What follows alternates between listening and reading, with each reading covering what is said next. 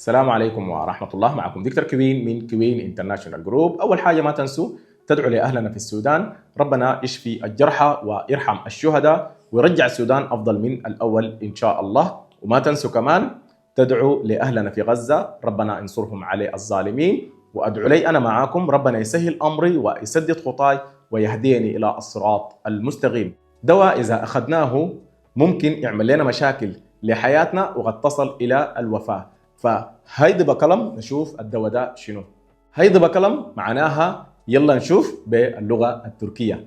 فالايام دي بتلقى مثلا الناس ملخبطه في الاكل، تمينا النص الاول من شهر رمضان، ربنا يتقبل منا ومنكم.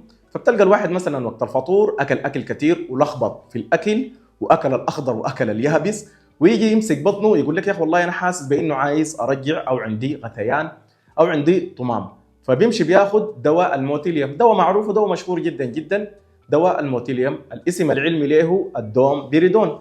اصلا دواء الدوم بيريدون او الموتيليوم معمول لعلاج الغثيان. فبيعمل مشكله كبيره جدا جدا دواء الموتيليوم. دواء الموتيليوم بيعمل لنا حاجه اسمها متلازمه كيو تي الطويله، يعني كيو تي انترفال. ودي بتحصل وين؟ بتحصل في القلب وبتكون ظاهره وين؟ في الاي سي جي. فبيعمل لنا عدم انتظام في ضربات القلب، يعني بيعمل لنا حاجه اسمها اريثميا. طيب دي بتحصل في حالات معينه، اذا مثلا انت اخذت 3 حبات من دواء الموتيليوم تعمل لنا عدم انتظام في ضربات القلب، وممكن تعمل لك مشاكل اكثر وتصل للوفاه. او اذا عمرك اكثر من 60 سنه او 60 سنه ولفوق واخذت الموتيليوم برضه بيعمل لنا اريثميا، يعني عدم انتظام في ضربات القلب وقد تصل الى الوفاه. او كمان اذا اصلا انت عندك مشاكل في قلبك وعندك عدم انتظام في ضربات القلب وقمت اخذت دواء الموتيليوم، فالحالات دي كلها ممكن دواء الموتيليوم يعمل لك مشاكل تؤثر على حياتك وتفقد حياتك بسبب دواء الموتيليوم.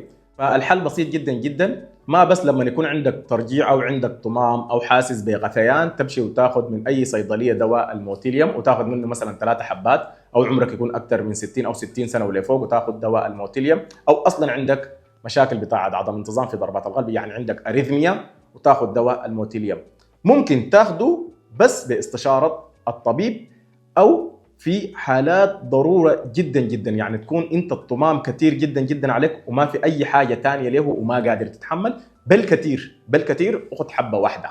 ولو عمرك اكثر من 60 او 60 سنه حاول ما تاخذ دواء الموتيليوم.